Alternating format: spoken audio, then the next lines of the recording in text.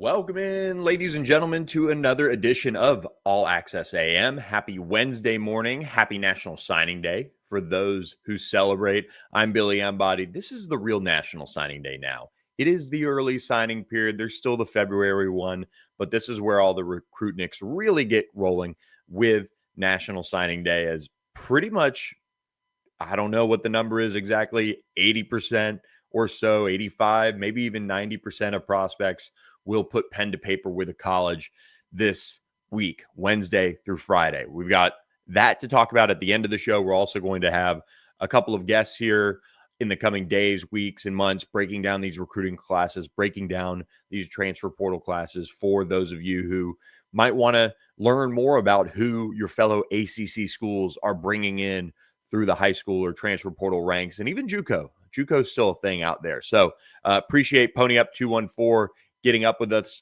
this morning on All Access AM. You can find us right here, 7 to 8 a.m. Central Time, 8 to 9 Eastern Time, live Monday, Wednesday, Thursday. And this Wednesday, we have the final college football playoff rankings before all the games are done. Were released Tuesday night. We're going to get into them. Some interesting comments there from Mario Cristobal that I want to get to, as Miami does sit in maybe a spot where they could make it happen, but also a spot where we're going to keep expectations low. And I do want to say the ACC network being very petty, and it might be the holiday spirit, it might be Christmas cheer, but the ACC network is going scorched earth to campaign against Notre Dame for Miami's spot in the college football playoff. They are going to air Miami's win over Notre Dame. They're going to air it 13 times this week leading up to the conference championship games. Pretty incredible stuff there by the ACC network to continue to stump for Miami, as they should. While Notre Dame has the tie with the ACC, and certainly that has hurt the ACC to an extent, they're backing their full-time member of the ACC in Miami. So we do have those rankings to get to. We will also talk about Tosh Lupoi being finally hired by Cal. Feels like, as soon as that job opened, that was his to lose. So I'll be interested to see maybe does he keep a Brian Harsin? Does he keep a Nick Rolovich on staff? What does Ron Rivera do kind of building out that staff with Tosh Lupoi, as he's now been named? I don't know if he got officially named yet, but On3 broke the news that Oregon defensive coordinator Tosh Lupoi was going to be the Cal head coach. So we will talk about that, react to that. I've got a couple thoughts. I'm pretty high on the hire as a whole, and it comes from a place of starting with recruiting. And Cal, you see some of those flashes. You see what they can become if you stack even more talent there. Maybe they're going to be that consistent bowl contender. They were already 7-5 this year. So we will see how it goes there. Of course, some big things that need to happen right away for Cal and Tosh Lupoi. We'll get to that in a little bit. And of course, ACC SEC Challenge began last night as well. And then we'll wrap up with some signing day news. So happy to have you guys. A bunch of you guys already pouring in on Twitter, and we appreciate that. But please go to our YouTube channel, All Access AM. Google it, All Access AM, and hit that subscribe button for me. It helps me out, helps the show out. Really, really appreciate you guys helping us grow this ACC football basketball show that we've got going on, and had a couple good conversations with some regular basketball contributors to kind of get that rolling in the right direction too. So appreciate you guys for joining us. We will get to college football playoff reaction in just a moment, but do want to remind you guys that we are presented on Wednesdays by OPW Solutions. Your property, our priority. OPW Solutions is a full-service commercial service company that has reliability, that has integrity, and that cares about your business and how it can help you reach your goals as far as how you want the presentation of your business to look, whether that be power washing, commercial landscaping, snow and ice control. It's starting to cool down for a lot of you guys. A lot of the snow pouring in across the country. I saw some of my friends in the coaching industry sharing some of their snow pictures and videos already from up north.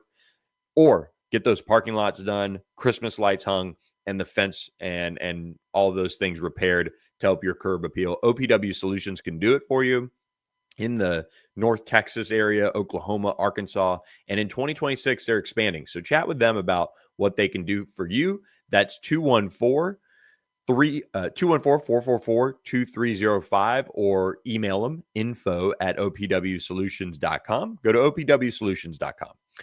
We kick off the show now with college football playoff rankings reactions. We got that to get to, and let me tell you, it is one that I think we know now. We're going to see Miami probably be left out, but there's a lot of football to be played. Here is the top 25 college football playoff rankings. James Madison enters the mix at 25, North Texas at 24. That's important because they're trailing Tulane at 20 as expected. That's no surprise, but that does set the table for really a second group of 5 or group of 6 champion to get in to the college football playoff if there is some chaos in the ACC, which would be Duke winning that ACC championship. Really going to be intrigued as to how all of that plays out for the league, if it does in fact happen. And if it doesn't, then all is well, because you've got Virginia sitting at number 17 over there, 16 Arizona at 18 behind UVA. So we're keeping close tabs on how that is unfolding as the college football playoff final rankings will come out Sunday late morning, I believe. And Miami sits at number 12 ahead of Texas. That's important. Texas was on the campaign trail in a big way after beating Texas A&M, BYU at 11, Notre Dame at 10, and now Alabama at number 9, which is just, look, Alabama beat Auburn, a bad Auburn team in a close game. Notre Dame took care of business out west against Stanford without Jeremiah Love. Now, the committee can dress this up as in whatever way it wants to. This is just a ridiculous move to move Alabama in front of Notre Dame when they haven't been for the last couple of weeks. And you look at them setting that table to have that buffer in case they do lose to a Georgia in the SEC championship game. And that's where it just is kind of, you already got that icky kind of feeling about it, because Alabama has been able to put together a great season since their loss to FSU, but that loss should very much still matter. And at the same time, for them to, have that type of a move up after last week, it just tells you more and more with this committee that they just don't care about the games being played and actually watching them. It really sets the table for Alabama to get in no matter what.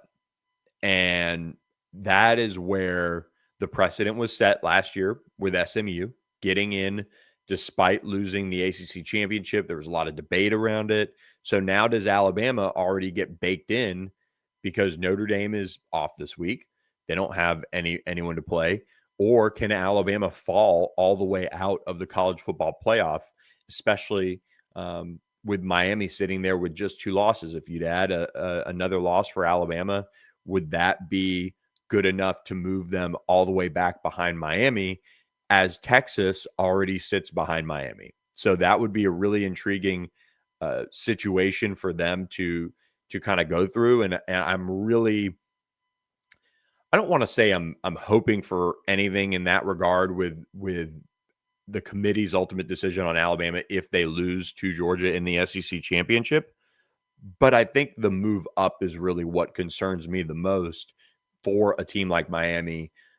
And the fact that Miami, despite all of the positioning and despite all of the, I think, overall feeling that nationally, at least from a lot of the media, it looks like, they're taking it to the College Football Playoff Committee on Miami, that we didn't see them move ahead of a BYU or move ahead of this team or that team. It looks like the committee is really putting that emphasis outside of the ACC, because the ACC ate itself up and didn't help itself with some of its losses, but has put that emphasis on, if you're in your conference championship game, you're in a sense. So that is the hard line to walk here. If 11-1 BYU loses the conference championship, would they still stay ahead of Miami? That would be a huge question as well when you look at the decision the committee would have to make. And that's unfortunate, because of the way the season played out for Miami in the ACC. They didn't get to kind of puff their chest out as much because of that win over Notre Dame, but it's still there, and they're a 2-loss team, and Notre Dame is a 2-loss team. And also, Notre Dame's lost to Texas A&M. Now that Texas A&M last week or 2 weeks ago against South Carolina, and now last week against Texas, team's not playing as well. Does that impact how you should view that loss to Notre Dame or that loss to Texas A&M on your home field? That's something that I would start, pushing if I was the ACC is, look, that loss that Notre Dame has to Texas A&M, yeah, it looked good early and looked good for the last, first 10 weeks of the season, but look at where Texas A&M is now. And they've lost one. They're not playing for an SEC championship. They dropped all the way to 7. Is that as good as losing to a team that was sitting there at number 3 in the country at one point?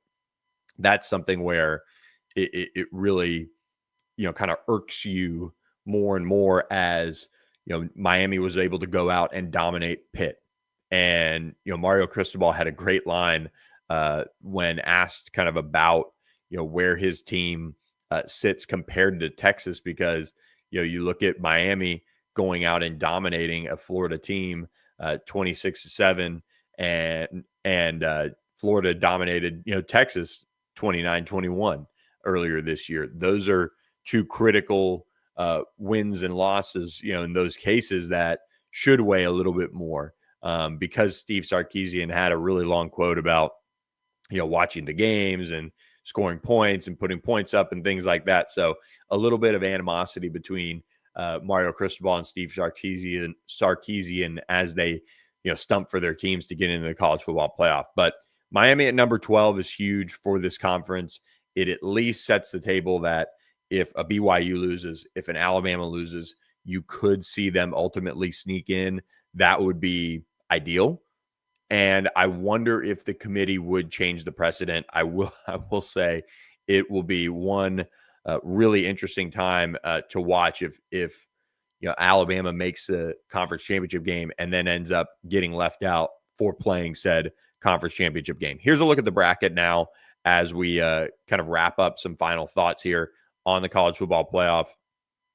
This is going to be the really interesting thing, is obviously at 11 with the ACC champion. Is that the ACC champion, or is that a second group of 5 team? That would be the question now that these college football playoff committee members have to go through and look at and see what is what in terms of how they make this decision, because it does not look good for the ACC right now if Duke were to beat Virginia. And that's something that we're really keeping a close eye on, obviously, this weekend in that 8 p.m. Eastern time on ABC ACC Championship game between UVA and Duke. If UVA wins, UVA is going to be the ACC champion. They're going to be into the college football playoff, and that's all that matters. They'll be facing number 6 Ole Miss if things were to stay the same, which, of course, the Rebels are very interesting in their own right. Nationally, that's more interesting than the ACC championship game, no doubt, with everything going down in Oxford with Lane Kiffin and now Pete Golding taking over there. They did get Charlie Weiss Jr. to stay on as OC for the playoff, so that is something that they'll at least have continuity there. But a trip to Oxford awaits the ACC champion if it's UVA. If not, that spot will likely go to Tulane if they win their conference championship game, or it would go to a UNT if they won the ACC championship, or it could go to James Madison in theory, but most likely that would be the AAC champion going to Oxford. The James Madison champion situation would go to Oregon. So a really tough test there for the 12 seed. But the question I have is, does the committee put a team like Duke into the top 25 and have them jump JMU if they win the ACC championship ACC championship game? They'd have a top 25 win over UVA. They will have battled back to get that. They did play a tough schedule. They played another top 25 team in Tulane. Of course, a bowl eligible team in UConn, and then Illinois. Illinois didn't have the season that it wanted to, but didn't necessarily, wow anyone either. They sit at 8-4 overall. So those would be the arguments I would start to be making if I was Manny Diaz in that Duke Blue Devils team, not putting the cart ahead of the horse that you're going to win the football game on Saturday night. But you did face a schedule in out of conference play that was difficult. That was certainly one that, impacted the way everyone views you nationally.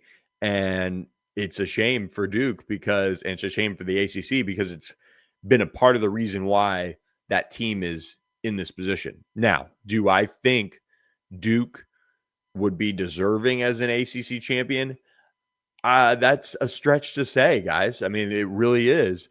Even though they played a Georgia Tech tough, man, you go and you lose, to UConn in the way they did, and go on the road and lose to Tulane and lose to Illinois. You get blown out, and it's not because of a talent level or this or that. You've got a really, really expensive quarterback, and you've got a coaching staff in its second year that is really hoping to, put it all together.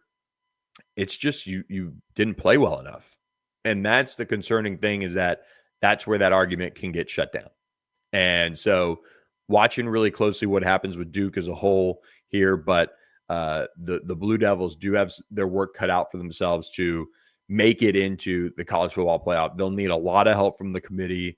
They'll need a lot of posturing to be done. Do I think Duke would beat James Madison on a neutral field? Do I think Duke would beat a UNT on a neutral field? Tulane's already settled it, so that doesn't really matter. I would say yes, but that's not what it's all about.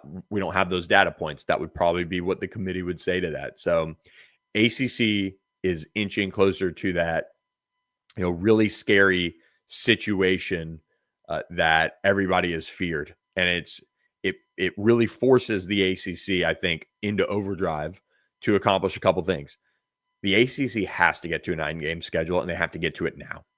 They need a little bit more clarity in their conference championship race. They need some of these teams that maybe, let's just say, I don't want to say shouldn't be there, because Duke earned it the way that they did, and the way that their conference slate played out worked out for them, and it is a conference championship. But man, one more data point against if any of those other teams were, another halfway decent team in the ACC, would Duke be sitting there with 2 losses, or would they be sitting there with 3? They survived Clemson, got a little help, what have you, but those are kind of the questions that the ACC has to answer. They've got to get to 9 games. It puts another power conference game on the slate.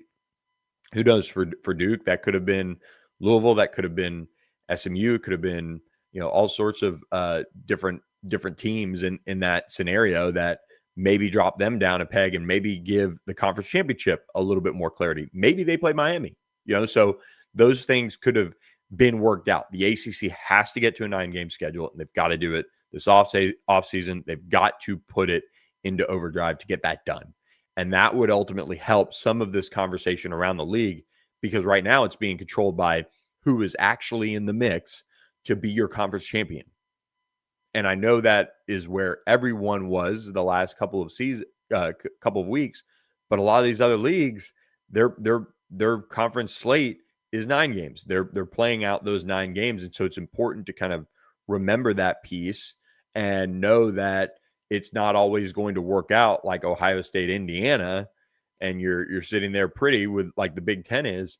It's a incredibly difficult situation to be in for the ACC because of the way their schedule is set up. So they've got to fix it. They've got to fix it now. And then you can still schedule a power conference game or two and play that out and see then if you can run through your conference slate, you get, 9 wins. That's a pretty good situation if you have maybe one other power conference game. All right, if you can, be 8-1 in league play, if you can be 9-0, hard to do, but you should have enough then data points to support yourself in the conversation for the college football playoff. I mean, Miami, if they had faced Duke this year, you're sitting there saying, okay, wow, they have another bowl eligible, win, and Miami was able to take care of business in out of conference play anyway. So it's just a really, really tough situation that the ACC has put in because it's at 9 games. It's absolutely what they have to fix. And then they've got to figure out their messaging about how they can climb out of this hole that this conference has dug itself. And part of that is you've got to either completely schedule down if you're some of these teams that like a Duke, or shoot, SMU has not held up its end of the bargain either at times in non-conference games. I mean, they've played tough. They've done this, they've done that. But, man, you're talking about a win over TCU last year. They weren't able to beat BYU last year. Then they dropped both to Baylor, TCU. Why play some of these bigger games, Now, you can make arguments all over the place for schools and how they should play regionally, and I think that's great. I think SMU should always play a power conference team from the state of Texas or one of the Southwest Conference days. I think that's good for the fans. I think that's good for all of those things. But you've got to secure your track to the college football playoff, because I will say this about the committee this year. They did value teams in power conferences that have one loss. You could say what you want about the Big 12 schedule and what that looks like. Texas Tech, BYU, but Texas Tech didn't play anyone in non-conference play. They did not play anyone. And they're sitting there with one loss on the season, which of course came when they didn't have their quarterback, and credit to them on that. But then you look at BYU. BYU's been able to, schedule a solid, slate. They took care of Stanford. They played another power conference team. So these things have got to be figured out by the ACC to ensure that this league has as much positive data points in their direction as it can. And so that's a conversation at the higher levels, and it's going to take a couple of years to let it play out. But at this point, there's really no reason to play some of these bigger games or schedule up the way Duke has. Like, if anything, the conversation every year should be around Duke. Okay, being a one-loss team, and the one loss coming in ACC play, and your other loss comes eventually in the conference championship game. That should be the conversation around Duke.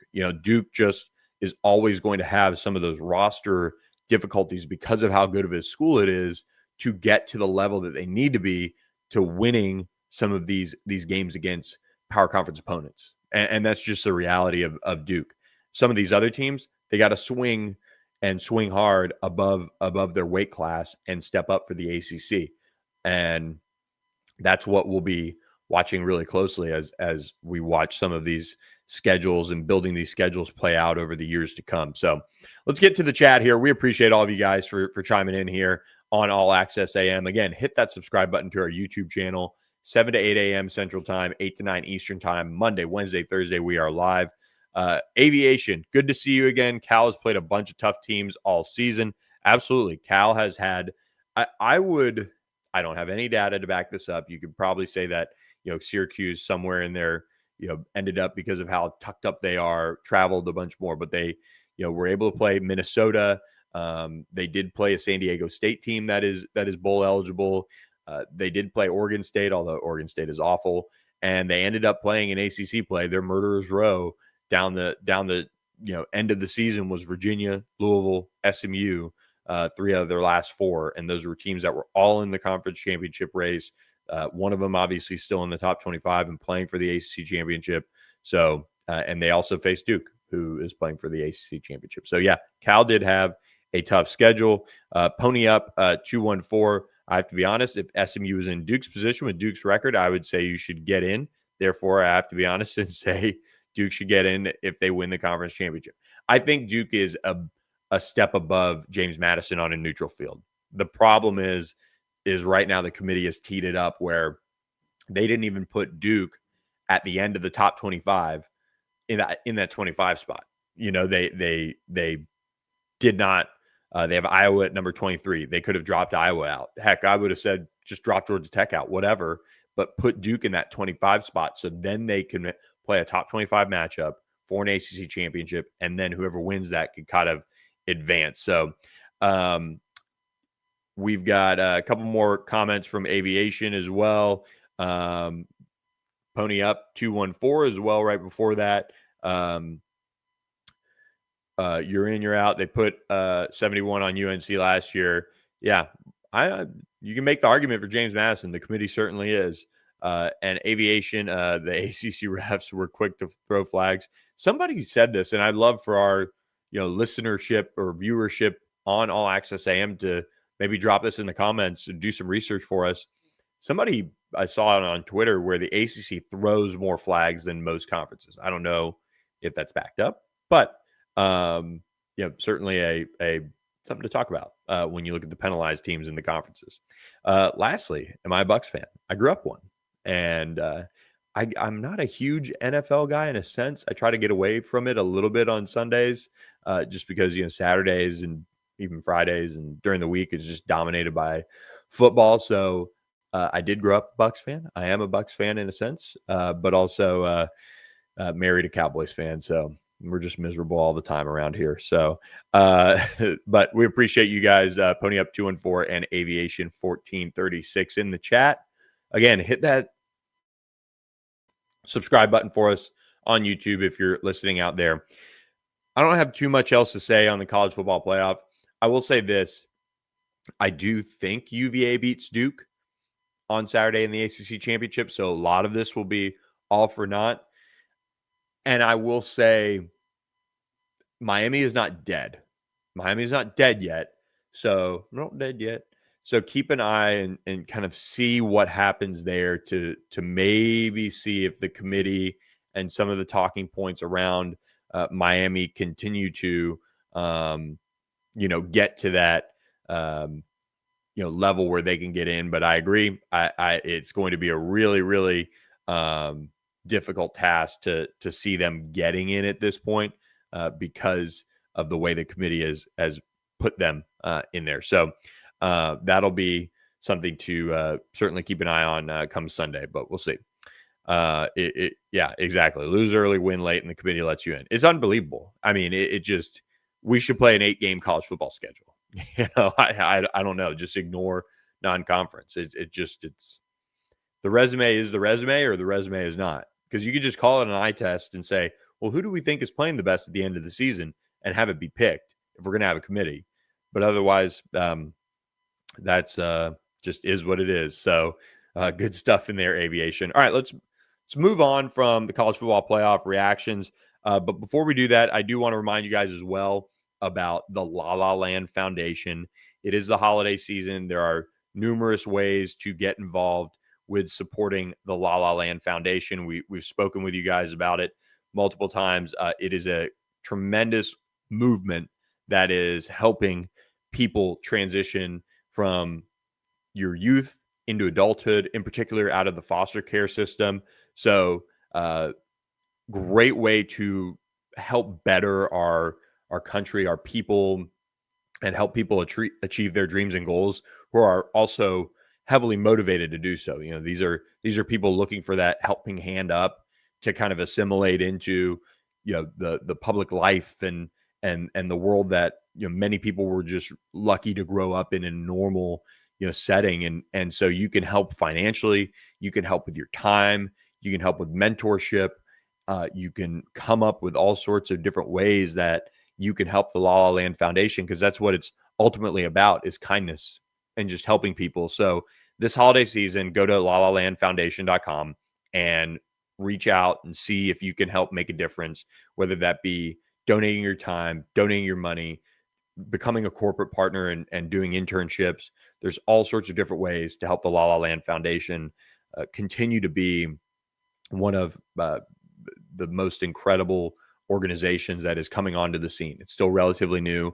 It's partnered with the La La Land kind cafes that you can find across the country and continue to grow. So look up your La La Land cafe today. Get yourself a great cup of coffee or some of their really, really good the avocado toast and some of their pastries are unbelievable. But you can also support the La La Land Foundation. So once you get introduced to what it's like to walk into a La La Land cafe, maybe you'll feel that extra connection to the foundation and want to help out. So we appreciate all of you guys who have clicked on that link and learned about La La Land Foundation. And it's in the podcast episode description on YouTube or on Spotify, Apple, wherever you listen. You can learn more on how you can assist the La La Land Foundation. So we appreciate them and their support of All Access AM. I do want to say, before we get into Tosh Lupoi, the ACC and kind of a quiet coaching carousel is a good thing and a bad thing in a sense.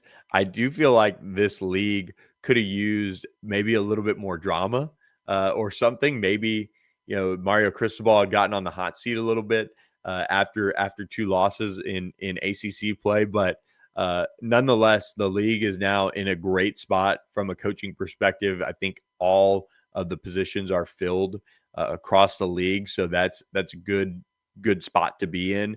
But there are going to be assistant coaches changes and all of those things. Syracuse did make a lot of changes on their coaching staff. Fran Brown is now in the market for a new defensive coordinator as Elijah Robinson has been kind of demoted to co-defensive coordinator and defensive line coach. They also fired special teams coordinator Ricky Brunfield, offensive line coach Dale Williams, defensive backs coach Joe Schaefer, and co-defensive coordinator linebackers coach Robert Wright. Again, the Orange finished 3-9, 1-7 in ACC play. A lot of that, really ended up being with, Steve Angeli getting hurt. Really difficult situation there to have that happen. But this is a Syracuse team that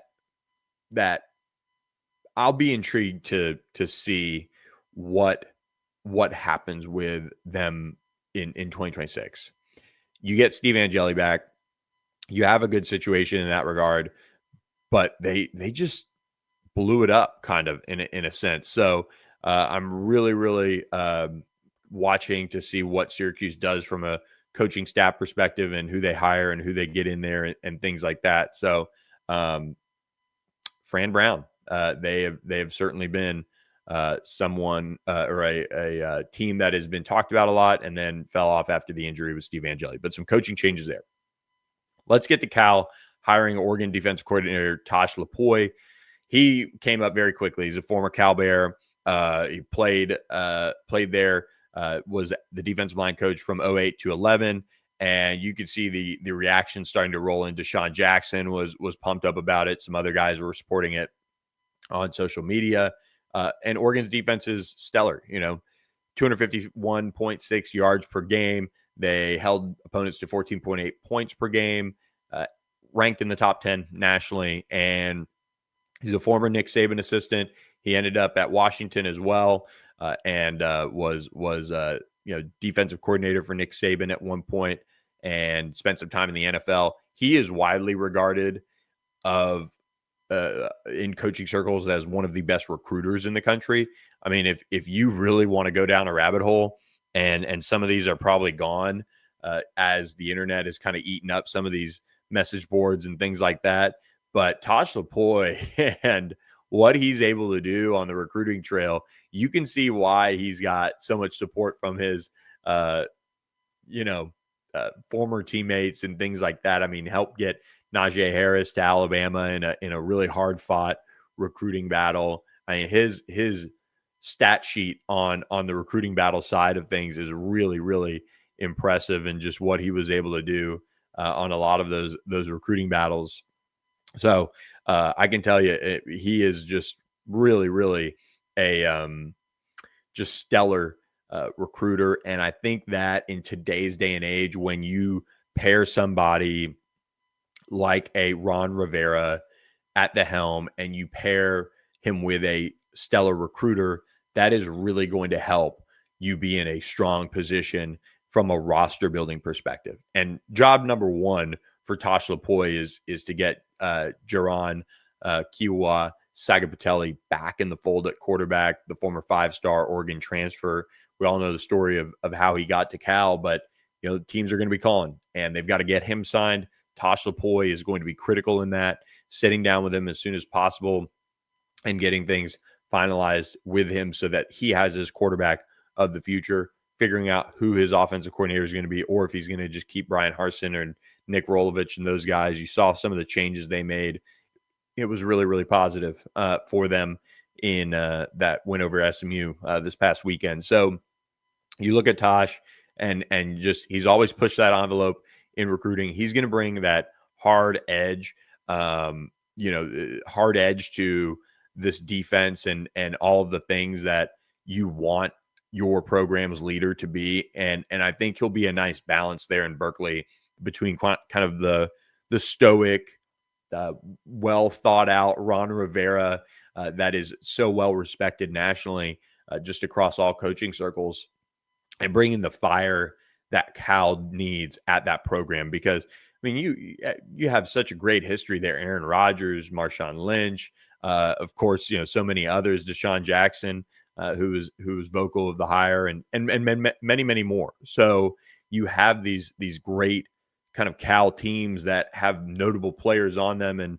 and you have a lot of history there that you can build off. You have a good rivalry with Stanford that you're looking to now get back on the other side of and get back on track. Tosh Lupoi is going to care at a very, very high level. And that's not to say Justin Wilcox didn't, but I mean, you can make the argument he's one of the most passionate coaches in college football right off the bat. He's going to probably say a couple of things that will probably be, ruffling the feather. Like he might be a little bit like defensive version of Brent Key as far as like how like his demeanor is going to come off, but man, he can recruit, he can get talent, and you pair that with somebody who's got an eye for talent like Ron Rivera. This is now a very stable situation in Berkeley for the Bears. I've been following Tosh Lupoi for ever since I started following recruiting, was kind of his heyday of recruiting. And so I am really interested in seeing how this works out at Cal. And I know he's going to give every single bit of himself to Cal and see how it all pans out there with Cal football. So I've not seen a time frame on when they're going to announce him. I'll try to pull that up, but I do want to say, if you know, Air Oski, if you know when they're introducing Tosh Lupoi, please let me know in the chat. But I want to say, he said, I want to say thank you, Billy, for this video. As a Bears fan, I'm so happy we got Tosh, as Cal is a hard place to coach. I would agree with you. It is a hard place to coach. You've got to energize a fan base as well. It's going to take winning. Now, I mean, not to pull this back to SMU, but that was a program that you saw what winning did. Started filling the stadium, started to get people out there. Cal is a little bit unique, in a sense. You've got to really pull people out there to get them out to Berkeley. So that's going to be a challenge. But if they're winning ball games and they've got some star power, like JKS has that star power ability to take this to a maybe fun environment if they can get off to a 5-0, 6-0 type of start and really get things rolling. And that'll be really intriguing to watch kind of the fan base support there and how they can galvanize that. And I will say this too, in today's day and age of financial support and what you need, you really have somebody who has lived it, breathed it, loves it. It is a part of the fundraising piece. When you have somebody who can share that passion with donors and get them going, and maybe that $5 million donor who has the means to do all of those things becomes a $10 million donor, and your program's life changes in a sense with money like that when you're in a position like Cal trying to build back up. So really excited to see what Tosh Lupoi does. Aroski, please hit that subscribe button if you're not subscribed and share with your friends. We try to talk about all ACC teams just about every episode. Now that we're kind of into the conference championship game week and we're in this and we're in that, it'll be a hit or miss at some points, but we really do try to mention every single ACC team, whether it be football, basketball, in some way on this show. So we appreciate you being here with us on this Wednesday. We're live 7 to 8 a.m. Central, 8 to 9 Eastern time, Monday, Wednesday, Thursday. Aviation coming through. Here's just the SMU example. SMU went from one of the least penalized teams in the country in 2022 and 2023. And even that 2022 SMU team was not there yet. They went to a bowl.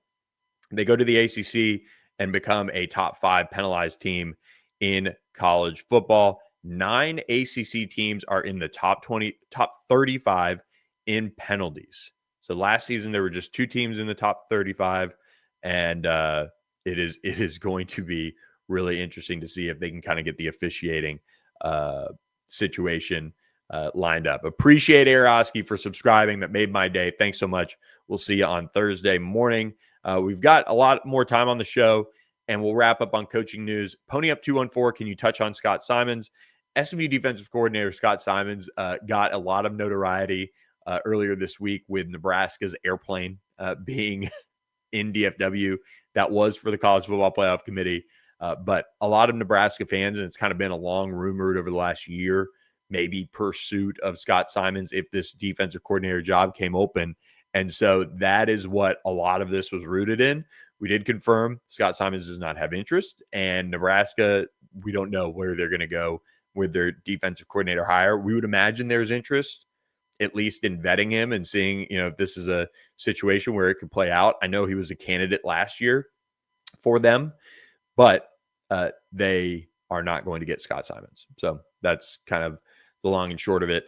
He's very happy in Dallas. Family's from here, well compensated from SMU's side of things. So things are in a good place there for Scott Simons when it comes to where he stands with SMU and him sticking around long term. He wants to be a head coach one day, but he's got his focus on fixing the roster, fixing the secondary, fixing some of the 2-minute defensive issues that things popped up with on SMU's side of things. And there's a lot of work to be done, and I can tell you he's working on it, and it really start today with some of their targets that they've got left out there on the board. One junior college defensive lineman that they're awaiting a decision on, and we will keep our eyes peeled on that.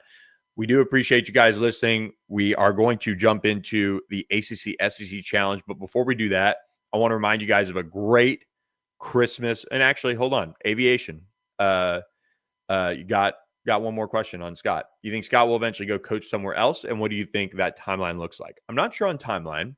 So that's always a tough thing because you never know when something is going to come open that could interest you and get you to jump. That it could be best for your family. It could be a head coaching job. It could be a defensive coordinator job. It could be the NFL. I think eventually, odds are he'll go somewhere else one day. But where is that? Can he bounce back next year as a whole? And that's fair to say, and get back on track with the SMU defense and return it to where he's had it the last couple of years, really, and the promise that they showed in the first year too. That's question number one. If that happens, obviously things are going to continue to go well in that respect. And then you will see maybe some bigger team come after him that allows him to run the defense his way. That's also key. Texas A&M, they wanted him last year, but he said no because you're going under a defensive coach. It's like coaching, as Nick Saban or Kirby Smart's defensive coordinator. You've got to be there for a long, long time before anybody realizes that you're a really good coach. Like it took Kirby Smart years and years to be, Georgia's head coach. He waited that time to get that great opportunity that he earned. And the same thing goes with like a Glenn Schumann at Georgia right now. So those are things to watch. Like even the biggest of big jobs, like if Alabama came calling, he'd probably have to take it. That's just something that he probably have to do, right? But you look at a Georgia, he would probably go to a Georgia because that job is so big that if you make that move and you still take your time and spend it there, you're going to be at a very, very high level eventually from a coaching notoriety perspective to then become a head coach. He's got to continue for a couple more years to build top 25 defenses for somebody to go, man, look at what Scott Simon's doing over in Dallas. People are very high on him. He's been a Broyles Award semifinalist and finalist, but there's still just that wheels turning. And then there's the NFL.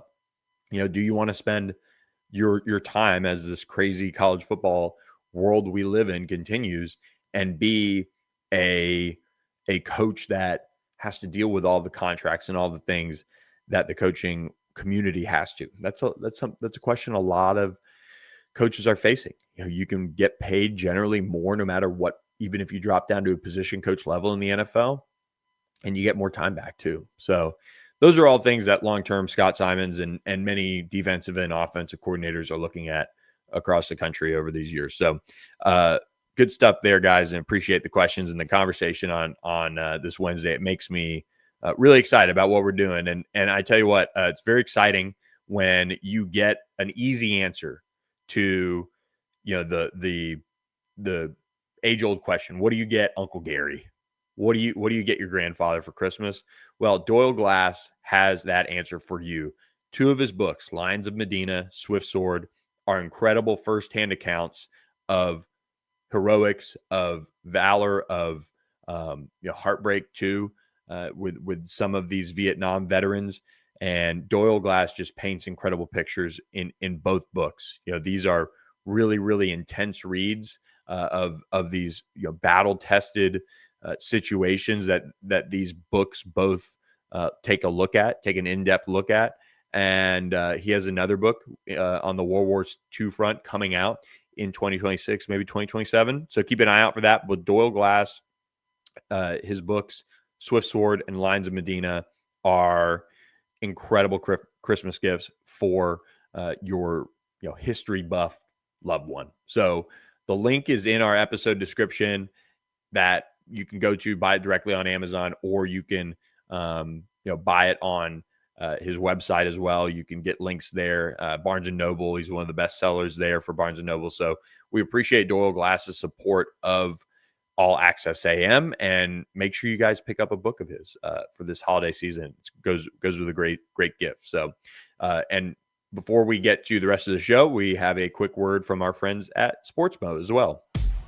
Sportsmo lets you make a more direct impact on the game because it lets you, the fans, fund your favorite college football teams in a straightforward way. In a you win and I'll give way. In a I need you to show me your running game is alive and then I'll donate way. These real-time tax-deductible microfunds lead to impact your team can feel. Every cent you send mixes with every drop of sweat they put in. Form your squad. Boost your friends when a play comes through. A new way to follow the game. And cha-ching, your favorite team. So what do you say, difference makers? Ready to power the play? Sportsmo. Download today. Let's smo. Appreciate them for their support of us at All Access AM. Guys, really, really fun time of the college basketball season for the ACC, coming off of an incredible Tuesday night for the league in the ACC SEC Challenge. Duke, I was watching most of this game. Incredible job to finish this one out. Duke wins over Florida 67-66 in Cameron Indoor. Isaiah Evans hit the go-ahead 3 to get this one. Just really, really hard-fought game. Duke jumped out to a big halftime lead, and then Florida battled back. And defense in the second half for Duke was not necessarily there, but they get the win nonetheless. Top 25 win over Florida. Big deal for that crew over there in Durham. Syracuse, though, stepping up arguably even more. There are a lot of questions around that team.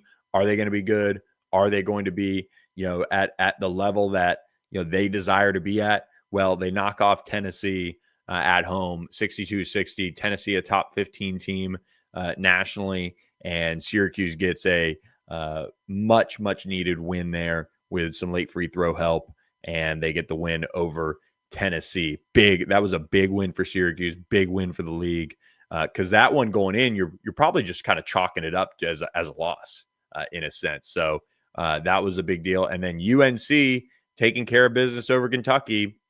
Louisville did it earlier, and UNC said, we're not going to let you have all the fun. 67-64. UNC takes care of Kentucky. Terrific game here. I did not watch as much of this one, but I kind of saw it at like I had the multi-view going, but I was kind of locked in on the Duke-Florida game. My brother-in-law is a Gator, so I was keeping a little bit closer tabs on that. But 67-64, North Carolina gets a win, improved to 7-1 overall, and dish out a home loss for Kentucky. Really big deal there. To kind of go down the list here, scatter shoot, Virginia Tech beat South Carolina 86-83. So Clemson beat them on the football field, and Virginia Tech took care of business in basketball in overtime. Wake Forest did get beat up pretty good by Oklahoma at home, so tough loss there. Texas A&M beat Pitt. Miami did beat Ole Miss. That's a big win. I know Ole Miss wasn't ranked, but the Rebels, Chris Beard, very good basketball coach. That is a great win on the road for Jai Lucas, a team that was obviously deep in the NCAA tournament last year in Ole Miss. Jai Lucas in his first year, he has Miami trending up. This was a big night for the ACC, and this is probably the game that most people wouldn't necessarily be talking about, but Miami improves to 7-2 now. UGA, Georgia takes care of Florida State, just beats the brakes off of them, 107-73. Notre Dame, they're included in this, I guess, 76-71 over Missouri, and Cal beats Utah 79-72 in a non-conference matchup. Then you get this Wednesday slate. Louisville at Arkansas, 6:15 p.m. Central Time on ESPN. Clemson at Alabama, same time on ESPNU. LSU at Boston College on ACC Network at the same time. And then the evening slate, 8:15 games the rest of the way. SMU at Vanderbilt on SEC Network. NC State at number 20 Auburn on ESPN. That'll be a fun one. Will Wade, his first year. Stephen Pearl, his first year. I'm going to be tuned into that one in the multi-view. You guys know I'll be watching SMU take on top 25 Vandy as well. And then Mississippi State at Georgia Tech. Georgia Tech, ACC Network game. You know, opportunity for Georgia Tech to beat a Mississippi State team that generally is pretty down this year. So we'll be keeping close tabs on that. Yeah, SEC ESPN. Man, what they did with Lane Kiffin this weekend was crazy. Crazy behavior from ESPN on College Game Day. Kirk Herbstreit. Just the whole crew.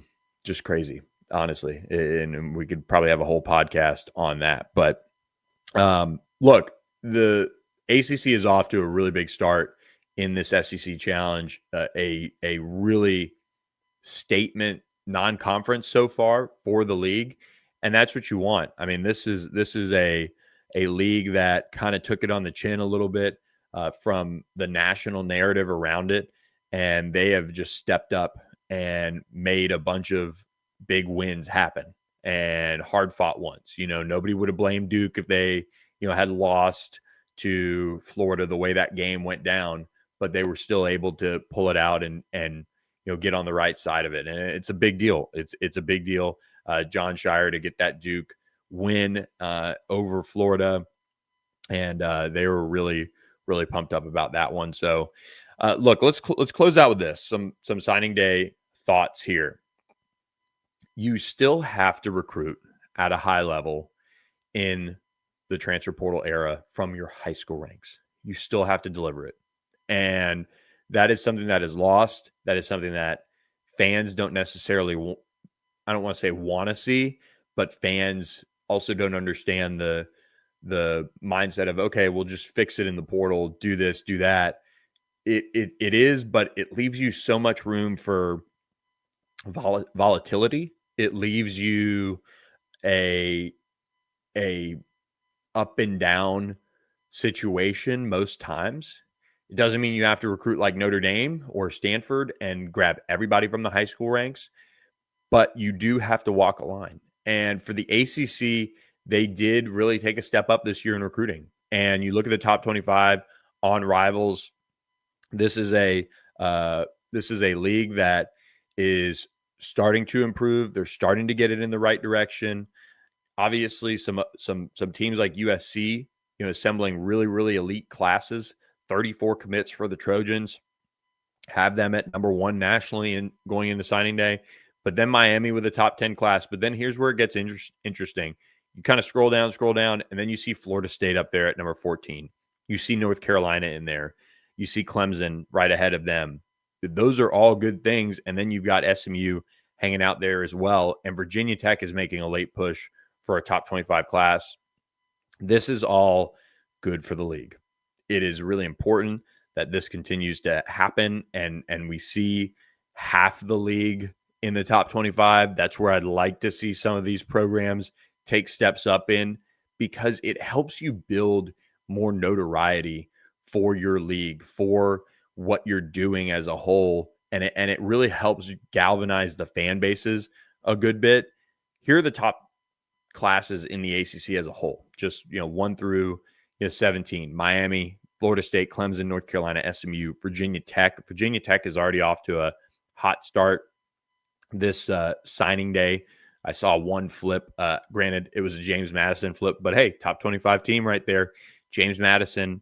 But you look at what they've been able to do late here, and it's really impressive what Virginia Tech has done. I really want to have, this is one of my goals this month, is to get James Franklin on, or one of his guys on, to come and talk about, just how impressive of a job that they've done.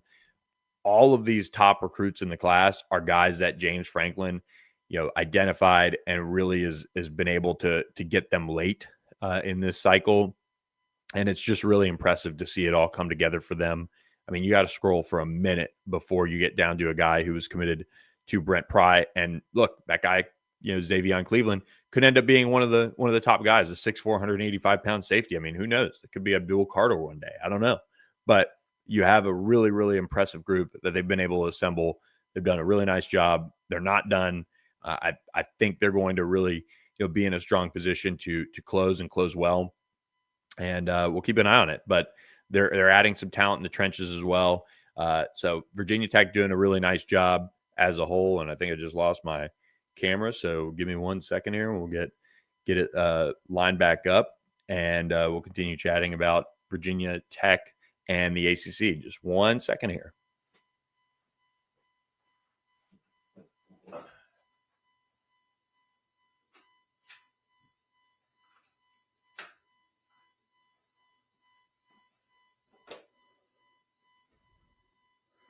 Here we go. Back for a couple minutes left on ACC. Signing day is here for this league, and you go down the rest of the ACC, and you're going to see some programs that need to continue to elevate things. I mean, I look at a team like NC State down there at the bottom, 15th. That's a program right now without much momentum behind it because of the way their season kind of went, but and questions around Dave Dorian long term. But you really have a program there that is in a good talent area. Like, there's no reason they shouldn't be a top 10 recruiting class in the league. We know Duke, we know UVA. They're hard schools to get into. They're talented students that go there first and foremost, in a sense. But you've got to find a way, if you're an NC State, to really recruit above your weight class a bit and step up and invest in some of these kids from the high school ranks. And I know they have things to fix, so it's difficult to say that, but it starts there. It starts with evaluations and hitting on some of these high school kids that eventually save you money. So that's really important. Finally, lost in this week, and I should have kept this in the coaches thing, but this is the news cycle. Lost in this week was Bill O'Brien returning for the 2026 season.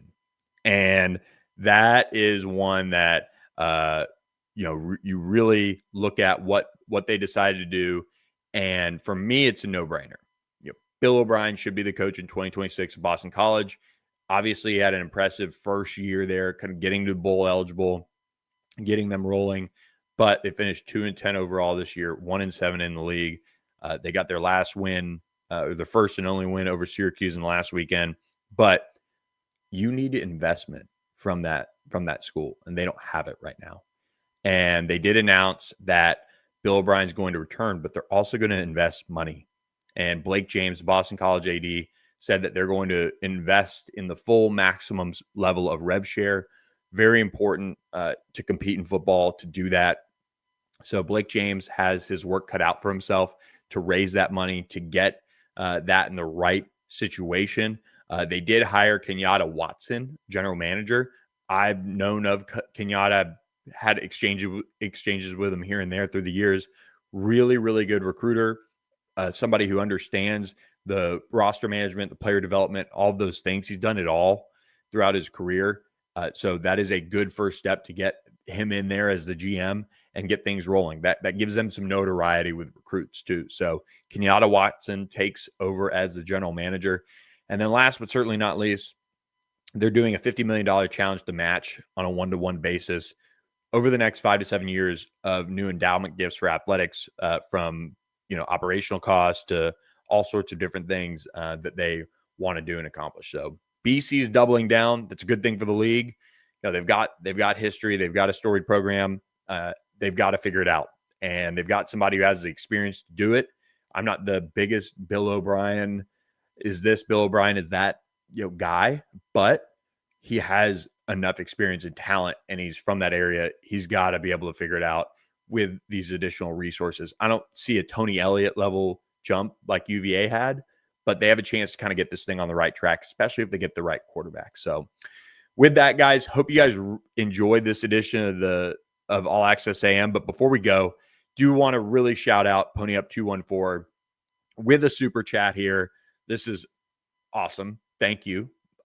You and Arowski made my day by subscribing in the super chat. Who should SMU's bowl opponent be? Well, that is a great question. I don't know. Let's look at the top 25 in a sense that we could probably get a little bit of an answer.